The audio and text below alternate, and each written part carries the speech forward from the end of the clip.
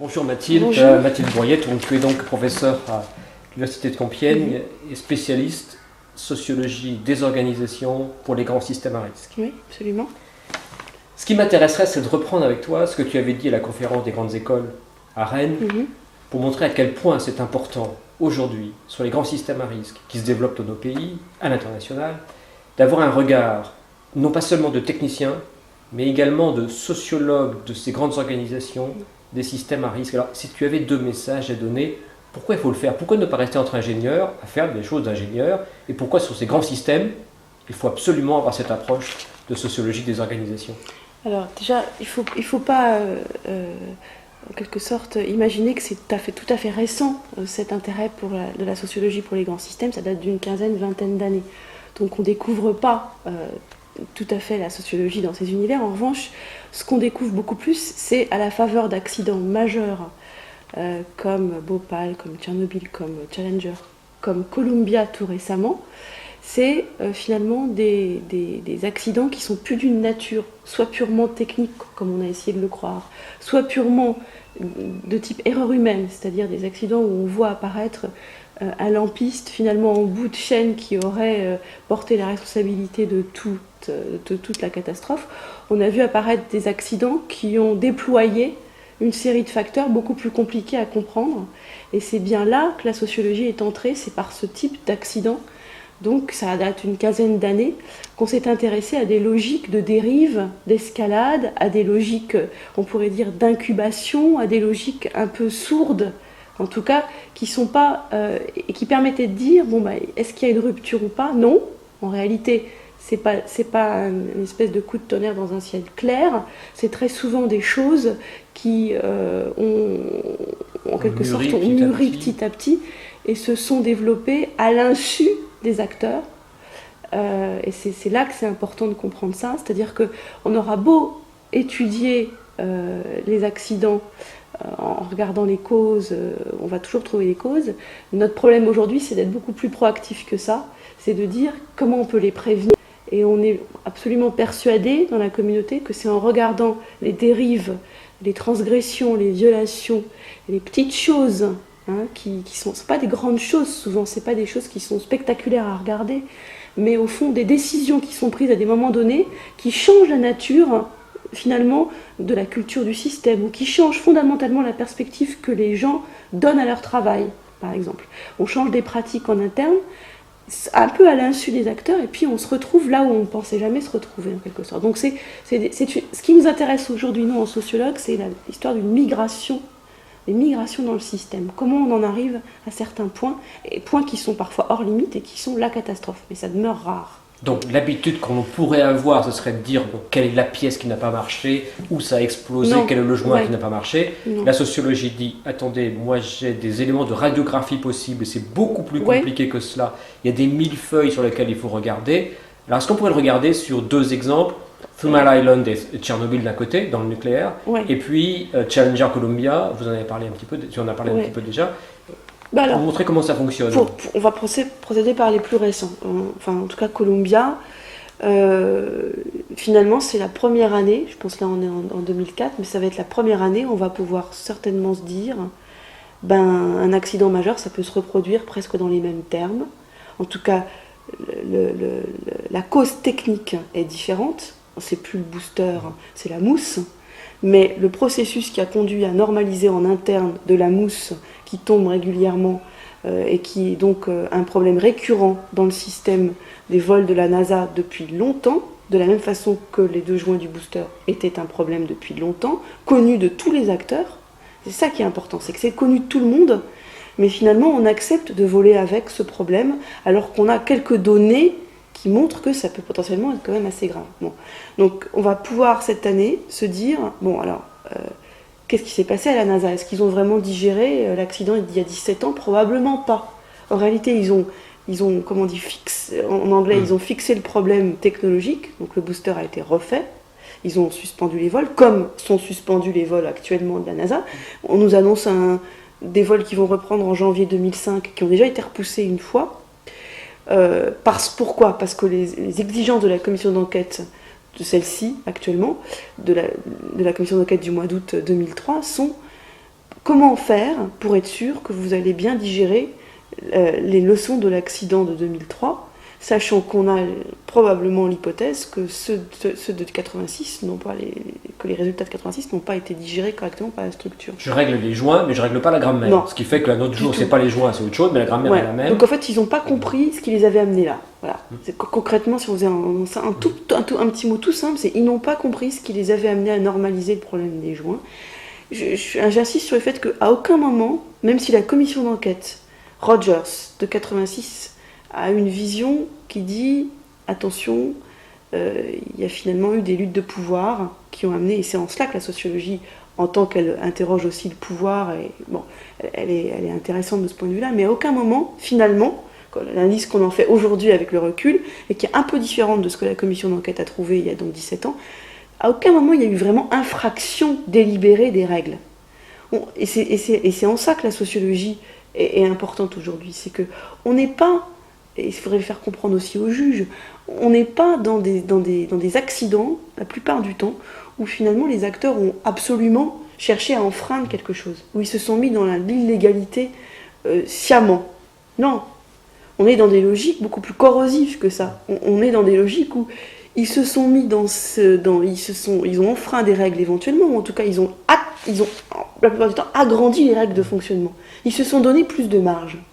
On est dans un système de qualité dans lequel c'est pas une énorme bêtise qui est faite. C'est des systèmes qui sont déjà de grande qualité, qui produisent de la dérive. Voilà. Et sans microscope assez fort, on va pas réussir à les trouver. Et c'est pas parce qu'on met une loupe sur le joint qu'on va comprendre non plus. Parce que notre point, peut-être on y reviendra à la fin, mais on manque terriblement de réflexivité sur le travail qui est fait dans ces organisations. Si aujourd'hui on devait dire juste un mot, ce serait de dire ça. C'est-à-dire que au fond, on a des tas de choses sur la technologie qu'ils produisent.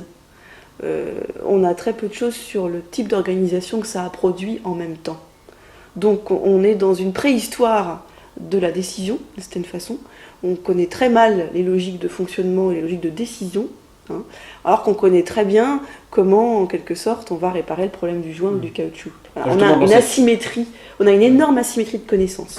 On a énormément de connaissances technologiques sur tout ça, et encore, parfois même, on a aussi une espèce de déni, c'est-à-dire que, pour revenir à Challenger et la Columbia, à chaque fois c'était des prototypes, et à chaque fois on a vu le même processus se répéter.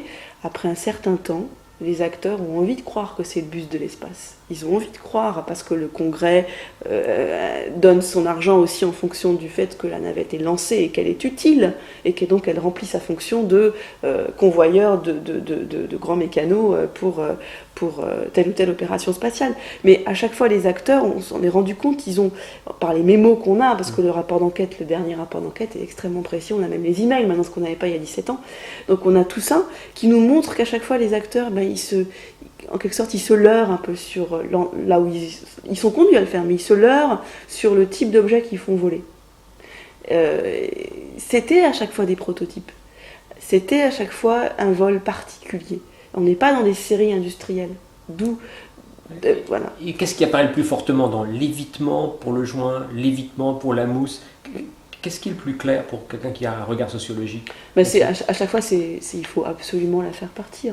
Donc c'est comment une organisation, progressivement, c'est bien la distinction entre risque de type 1 et risque de type 2, qui moi me semble être aide beaucoup à penser, elle est très pédagogique.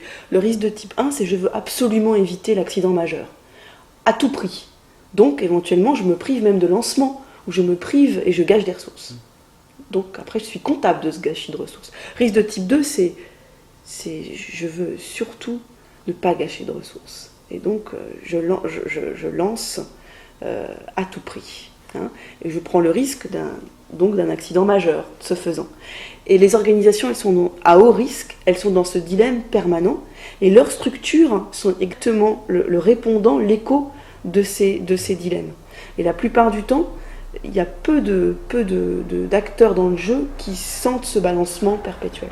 La NASA, après l'accident de Challenger, a évolué vers on ne lance que si on est absolument sûr. Ils ont été critiqués comme ils avaient été critiqués par la période précédente, Apollo 13, Challenger, jusqu'à relâcher certaines choses et dire non, là maintenant on est évalué sur il faut qu'on lance. Là, ils ont pris des risques, et paf, une sanction arrive. Bon, ça n'arrive pas à chaque fois, et d'une certaine façon, la NASA est probablement sur un travail tellement prototypique que c'est ce qui les a perdus. C'est ce balancement type 1, type 2, disons, mais c'est aussi un vaisseau très particulier qui rajoute en quelque sorte de l'incertitude. Alors si on revient maintenant au deuxième type d'exemple, qui était dans le nucléaire, Three Mile Island et Tchernobyl, qui sont là encore des éléments qu'on peut regarder. Qu'on a regardés et puis qui nous servent beaucoup, mais qui ont peut-être un peu... TMI a été beaucoup observé, beaucoup étudié, on sait qu'on connaît quantité de choses, c'est là qu'on a trouvé cet effet tunnel, c'est-à-dire une équipe d'opérateurs qui ne se sort pas d'un scénario qui n'est pas le bon, et qui doit le salut finalement, au bout du compte, à l'arrivée d'une troisième équipe, ou d'une deuxième équipe, je ne sais plus si c'est la deuxième ou la troisième relève qui d'un seul coup découvre le truc. Là, on se pose des questions typiques d'organisation du travail, et ça va perdurer durant toute la décennie 80-90. On dit, attention, dans ce genre d'équipe, il nous faut un œil extérieur. Bon. Donc, les Français vont faire tout pareil, les Américains vont créer un Chief Technical Advisor qui a comme en charge, qui a un logbook à part, qui a accès à des fonctions dans la salle de commande qui sont à part. Il a donc ses propres, il peut extraire des informations qui lui sont propres. Elles ne sont pas dérivées des informations de conduite, pas uniquement, disons. Voilà. Il a une formation incidentelle beaucoup plus poussée que les chefs de car. Donc, on a mis en place un bonhomme, un monsieur sûreté, qui est là pour garantir un œil extérieur. Bon. Alors, ce qui se passe ensuite, c'est que par exemple, en France, on l'a retiré. Et qu'on a oublié de penser, on a oublié les raisons pour lesquelles on l'avait mis. Enfin bon. Tchernobyl, c'est. Donc TMI, c'est bien une question. Ils n'ont pas su voir, ils n'avaient pas les connaissances pour voir. Donc on s'est intéressé à la formation des opérateurs, à l'organisation de l'équipe de conduite. Puis il y a des problèmes de gestion de crise. Donc ça, c'est en dehors de la centrale. Mais dans la centrale, on a vu les problèmes incendie, on a refait des procédures. Ça a été un gros travail de remise à plat des procédures de conduite, et procédures incidentelles notamment. Bon.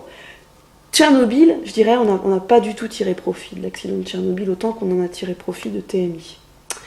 Tchernobyl, c'est un accident qui a été essentiellement analysé du point de vue de la technologie. C'est-à-dire, en gros, le design n'était pas fameux, il manquait une enceinte. En quelque sorte, jamais un accident comme ça serait arrivé dans des pays qui pratiquent le design avec double enceinte. Donc ce qui a conduit les opérateurs de Tchernobyl à violer ce que Reason appelle l'évaluation nécessaire. Donc je suis en situation, moi, groupe de travail la nuit, je veux faire passer les tests à basse puissance, je suis un opérateur expert, j'ai un ethos de travail qui me conduit à dire ma priorité c'est que la centrale soit remise sur le réseau le lendemain matin. Et c'est ça mon objectif. Et c'est ça qui est valorisé dans mon organisation, c'est ma capacité à remettre tout ça sur le réseau. Ça a conduit à chanter différents systèmes de sécurité. Alors, ils ont enfreint des règles. Alors, on est d'accord sur le fait que... Est-ce pour autant ils étaient délinquants ? Est-ce que pour autant ils étaient tellement fautifs qu'il ne faut pas regarder les conditions humaines et organisationnelles qui ont produit cet accident ? Non. Et moi, je pense qu'on a beaucoup traîné à analyser finalement ce qu'il y avait de profondément organisationnel dans les décisions qu'ils ont prises. Donc ce qu'on a dit sur la Three Mile Island, la commission d'enquête présidentielle, qui dit 80% des facteurs sont des facteurs de type organisationnel ou humain, finalement on ne l'a pas appliqué à Tchernobyl. En tout cas, on l'a pas appliqué. Non. On n'a pas commencé depuis hier. Non. Alors, si on pouvait avoir un petit éclairage théorique là-dessus, on a entendu parler de deux grandes avenues qui étaient tout ce que Perot, américain, avait lancé dans les années 84-85. Et puis il y avait toute l'équipe de Berkeley également sur Bon, est-ce qu'on pourrait dire deux mots sur les deux approches qui ont vraiment construit un peu de base dans ce domaine ? Perot, c'est vraiment un sociologue, professeur à Yale. Donc son entrée est sociologique et c'est le bouquin de 84, The Normal Accidents, écrit à la suite de sa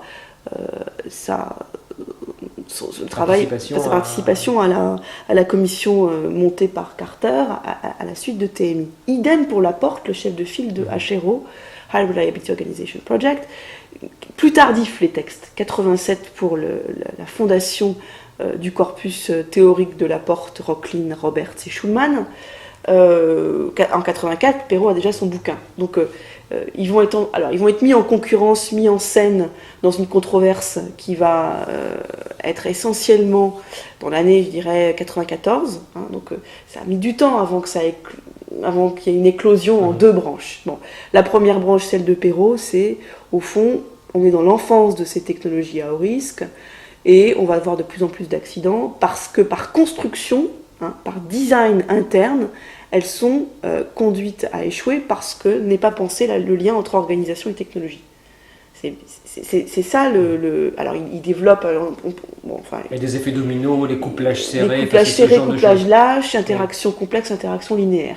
Plus les interactions sont complexes, et plus le couplage est serré, donc moins il y a de substitutions possibles, plus finalement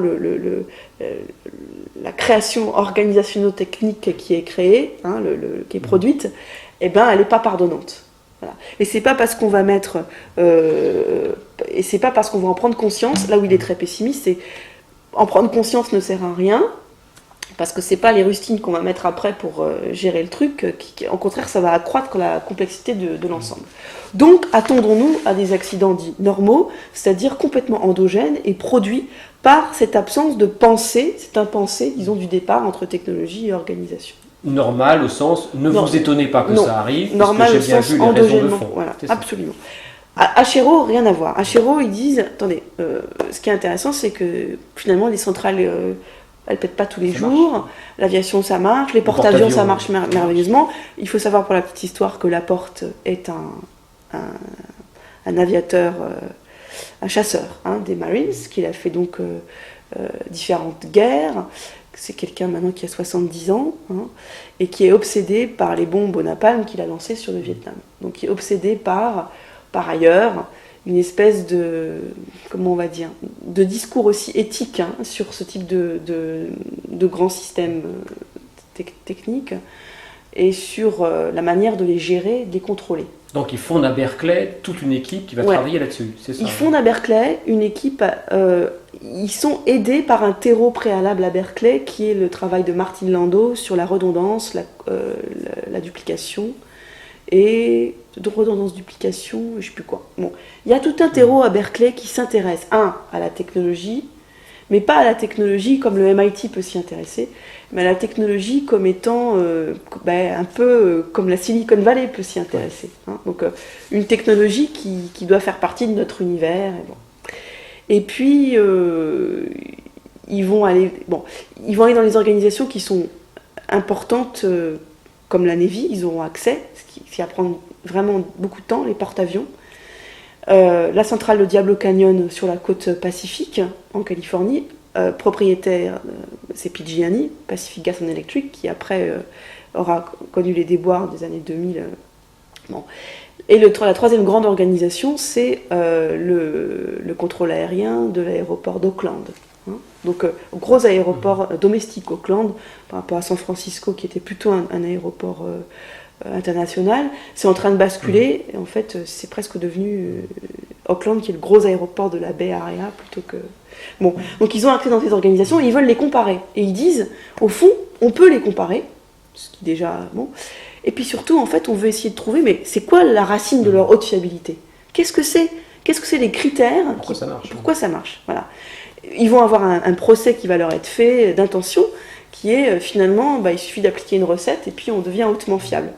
Alors, Laporte s'est longuement expliqué, il a dit, j'ai jamais dit que ces organisations, même en ayant ces 5 critères qui sont acceptation des buts par tous les acteurs en même temps, redondance des canaux de décision, entraînement permanent, et décentralisation alliée à une très forte centralisation des décisions, c'est-à-dire en temps normal, le chef décide, mais dès que ça se complique, il faut laisser beaucoup de latitude au niveau opérationnel, et c'est la clé du succès. Bon, avec l'exemple typique, emblématique maintenant de Hachero, c'est l'arrivée des avions sur le porte-avions, et comment le gars qui s'appelle, je crois, je sais plus, en anglais, je sais plus comment on dit, mais bon, qui les accueille, il a le droit de les renvoyer s'il trouve que ça va pas, que l'alignement n'est pas parfait, et il peut le faire sans demander l'avis à la chasse, par exemple, sachant que sur un porte-avions, il y a plusieurs armes, donc il y a beaucoup de coordination compliquée. Et il peut même être félicité alors qu'il a fait une bêtise de renvoyer un avion qui pouvait tout à fait se poser, vu d'un autre angle de l'avion. Donc la porte, là où il est vraiment intéressant, avec son groupe, c'est qu'il nous force à penser la géographie de l'organisation. C'est-à-dire, on dirait le d'où l'on parle de Bourdieu, c'est aussi le d'où l'on parle physiquement. Et il faut dire, et puis dans tous ces accidents, l'accident de Challenger montrait très bien comment le fait que la décision de vol s'était prise dans une réunion comment on appelle ça, une interconférence. Les gens n'étaient pas physiquement présents à jouer un rôle, une téléconférence, à jouer un rôle dans... personne n'a vu que les ingénieurs de Thiokol cassaient des trombones et qu'ils étaient extrêmement mal à leur aise. Donc personne ne l'a vu parce qu'on fixait sur le visage. Donc les gens qui étaient dans d'autres lieux de décision n'ont pas senti, ils n'ont pas vu à aucun moment qu'ils ont quitté la salle et qu'ils sont partis faire un conciliabule. De ce jour-là, la NASA n'a plus fait de décision de vol au dernier moment avec une téléconférence. Il y a les téléconférences en amont, mais pas à ce stade. Et bien ça, c'est des choses que la sociologie a pu apporter, en disant, attendez, il y a des décisions qui doivent être prises en présence. On ne peut pas les prendre... voilà. Pour revenir à la porte, le cinquième élément, entraînement permanent, j'ai dit, bon, il a toujours dit, mais on peut ouvrir, il peut y avoir d'autres critères. Moi j'en ai vu 5 que je peux tracer dans mes 3 organisations majeures. Et puis, importance des récits. Donc, ça c'est l'apport de Karl Weick, qui est un très grand psychosociologue, qui est un compagnon de route du groupe de Berkeley, et qui a notamment fait les beaux textes sur la Navy avec Carlin Roberts. Ça donne des publications assez contrastées, mais Weick s'est beaucoup centré sur les porte-avions, sur la possibilité de raconter des histoires. Donc, et qu'il y ait bien sûr un rex technique des incidents, mais que les gens s'approprient aussi et racontent au sein de leur organisation ce qui est arrivé tel jour, et que ça puisse circuler jusqu'aux jeunes recrues. Et il y a énormément, comme tu sais, énormément de débats sur le rex aujourd'hui, c'est quoi Est-ce qu'on a beaucoup avancé? Est-ce qu'on sait faire mieux qu'un rex technique? Je trouve ça intéressant qu'on passe par le récit, parce que c'est là que va pouvoir s'exprimer justement ces interstices, ces choses qui sont entre l'écrou et la vis, et dans lesquelles on va voir qu'est-ce qu'il y avait d'organisation et d'humain dans ces situations qu'on a plus ou moins rattrapées. Le seul problème, c'est qu'on ne sait pas tellement l'encapsuler. C'est-à-dire qu'aujourd'hui, c'est une chose de dire il faut que les histoires circulent, c'en est une autre de dire dans quelle forme, quel type d'histoire. C'est ouvert. C'est ouvert, mais c'est important. C'est ça l'intérêt, qu'on n'a pas des entrées fermées, univoques dans les systèmes, qui sont des systèmes extrêmement compliqués. Très compliqués et sous-étudiés, sous-évalués. C'est plutôt ça qui me préoccupe, moi. Ce qu'il disait, ce que j'avais entendu, c'est que si le commandant du bateau demande que l'avion 21 puisse sortir tout de suite et que c'est pas prévu, peut-être à la limite une fois il va réussir à obtenir, autrement il y a toute une... Oui. Ce qu'ils ont très bien montré, c'est qu'il y a 3 temps de réponse. Il y a le temps de routine où il ne se passe rien, et là l'organisation est dans un mode particulier. Ils l'ont étudié, ils l'ont vu. Alerte de niveau substantiel, mais pas la crise. Là, l'organisation déploie d'autres choses, elle est plastique. Et ils ont très très bien montré que finalement, ils l'ont montré de façon astucieuse, parce que c'est pas si évident de voir la manière dont les organisations se transforment en fonction du type de réponse qu'elles doivent fournir. Et c'est ça l'apport de groupe de Berkeley, c'est de montrer qu'il y a des réponses modulées, je pense. Et ils ont montré que là, à ce moment-là, l'organisation du porte-avions fonctionne par réseau, des réseaux qui sont connus des gens. C'est-à-dire que les gens savent que quand ce niveau d'alerte est placé, on ne fonctionne pas du tout, on ne fait pas tout remonter par un tel. On a des choses plus souples, on peut avoir loqué de telle personne, mais ils savent dans quel réseau se mettre. Donc ce sont des réseaux qui ne sont pas informels, comme souvent on a dans notre pays, où on a tendance à penser réseau, tiens, c'est quelque chose d'informel. Non, ce sont des logiques d'apprentissage, d'organisation. Les gens savent et ont répété les scénarios d'alerte. Donc ils disent, dans ce cas-là, tac, je fonctionne avec cet alter ego, celui-ci, et j'ai juste besoin du hockey de 3-4 personnes. Donc, à la différence de... Je me souviens d'un article de Saglio, j'avais fait un petit groupe où je les avais invités avec un travail sur l'armée française, la Navy française, où ça, c'était l'inverse. En temps de crise, il y a une espèce de... en temps de routine, il y a beaucoup de souplesse. En temps de crise, on fait exactement... au contraire, on obéit à la hiérarchie stricte. Alors, c'était pas tout à fait les mêmes bateaux, donc c'était pas comparable exactement. Mais on était étonnés de la différence. Alors que là, dans la Navy, l'exemple de la porte, c'est en temps de crise. Alors là, on passe encore un cap. Et là, il y a une nouvelle organisation possible, beaucoup plus plat. Qu'on retrouve chez Rochlin lorsqu'il dit pourquoi le Vincennes a descendu un avion iranien. Et là, il y a toute une réflexion. Mais réflexion aussi sur l'utilisation qui est faite de la Aegis, donc de cette espèce d'ordinateur extrêmement compliqué embarqué, qui fait perdre de la réalité, en fait, qui traite les informations, et à un moment donné, il n'est plus possible pour l'opérateur qui est là, finalement, de savoir comment ont été traités derrière, l'architecture même du traitement du problème. En fait, Et là, c'est très intéressant dans cet exemple, parce qu'on voit le sociologue là, qui rentre dans la tête des gens et un petit peu dans le fonctionnement de l'organisation. Oui.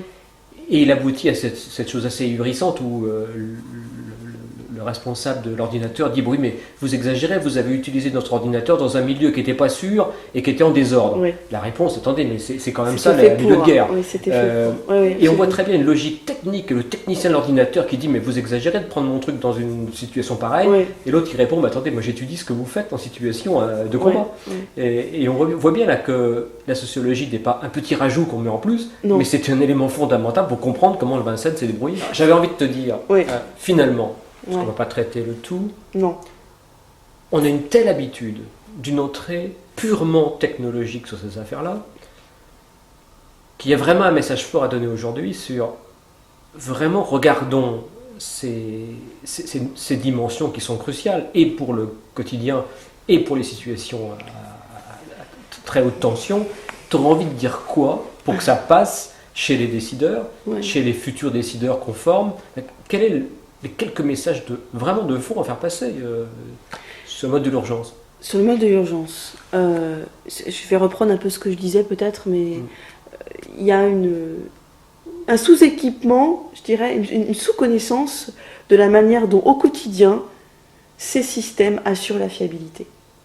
Donc en cas d'accident, on trouve des causes, mais au fond, on n'est pas tellement sûr qu'ils vont digérer le problème, parce que de toute façon, on leur balance une image d'eux-mêmes après l'accident, qui est souvent très dure à avaler, qui est rude, et en interne, comme ils n'ont pas compris comment ils sont arrivés là, de toute façon, c'est très dur à digérer, et on n'arrive pas à leur donner des moyens d'évaluation de ce qu'il faut. Il faut aller vers une évaluation de ce que les gens font, pas faite par des gens extérieurs, mais par eux-mêmes. Leur donner plus de connaissances sur leurs propres impasses et leurs propres choix. Et une des difficultés quand même, c'est qu'on a fait beaucoup de progrès là-dessus. On a accumulé beaucoup de connaissances, il y a beaucoup d'études de cas, et ça reste très difficile à faire passer comme message. Oui, c'est un peu désespérant même. Parce qu'on pense bien à des projets nouveaux sans forcément inscrire au fronton de ces projets nouveaux que 80% des problèmes étant causés par des problèmes d'organisation humaine, c'est ceux-là qu'il faut mettre en tête.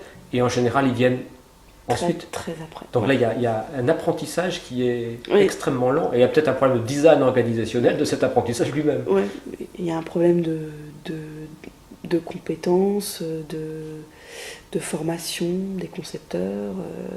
Non, c'est un peu... il y a des progrès qui ont été faits. Il y a des choses disponibles, des choses qui existent. On pourrait améliorer avec le peu qu'on a, on pourrait faire beaucoup mieux. Et ben, c'est dur à faire passer, ça passe pas. L'idée que il faut arrêter d'avoir des équipes monolithiques, les simples idées comme quand on enquête quelque part, il faut qu'il y ait des gens d'horizons différents, de cultures différentes, de formations différentes pour qu'ils puissent regarder le système de points de vue différents, ça passe toujours pas. Donc il y a une énorme résistance des techniciens, que ce soit ingénieurs, concepteurs, à une entrée plus importante de tous ceux qui amènent comme des soft lessons, tous ceux qui amènent du soft, ou qui amènent Bon, alors beaucoup de gens disent, parce qu'on ne quantifie pas assez bien votre rapport, je pense qu'il faudra passer probablement par une quantification de quand on n'embarque pas de facteur humain organisationnel dans un projet, combien ça peut coûter au bout du compte quand il faut tout redesigner derrière parce que rien n'a été pensé comme il faut.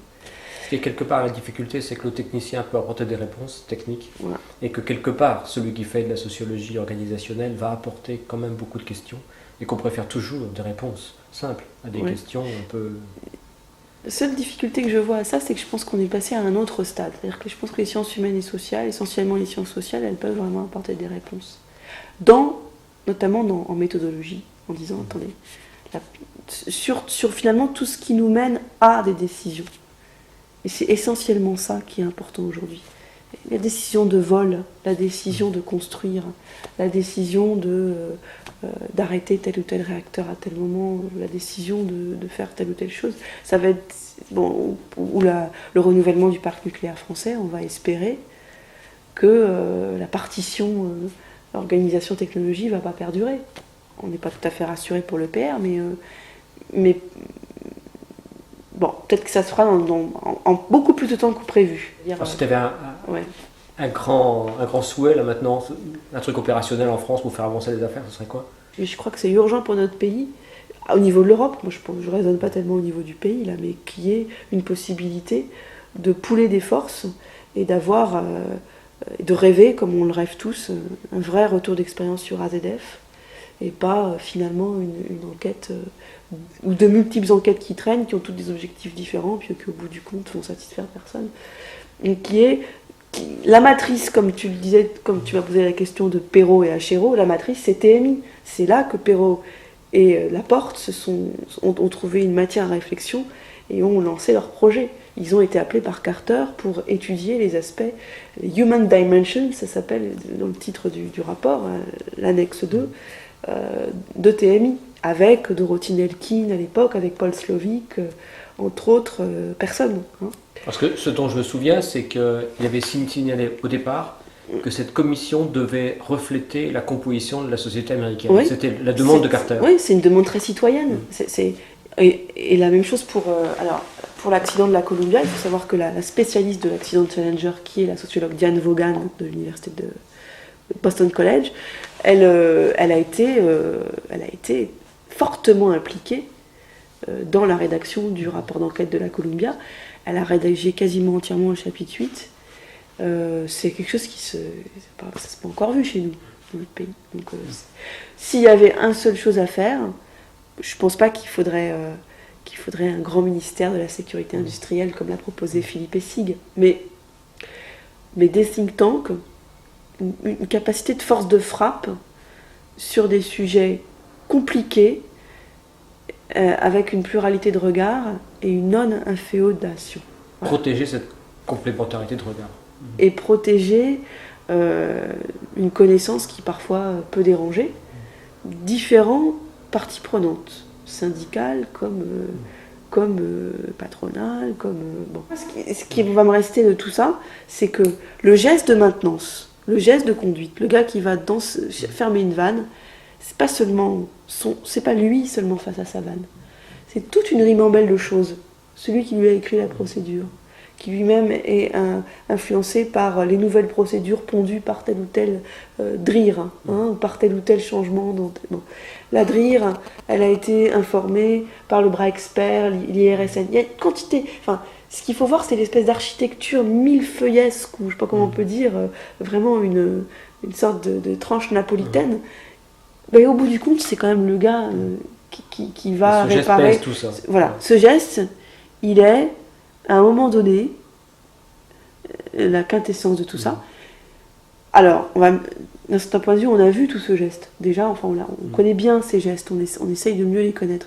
Et ce qui va être de plus en plus intéressant, c'est aussi le travail des managers, qui est rarement interrogé. Celui des concepteurs, celui des rédacteurs de gamme. On connaît mal tout ça. Et au bout du compte, tout ce cheminement de décision qui arrive à dire, là, on fait comme ci ou comme ça, ou on fait voler ou on fait pas voler. Bon, en un mot, c'est la sociologie organisationnelle. Ouais, voilà, très bien. Merci. Merci.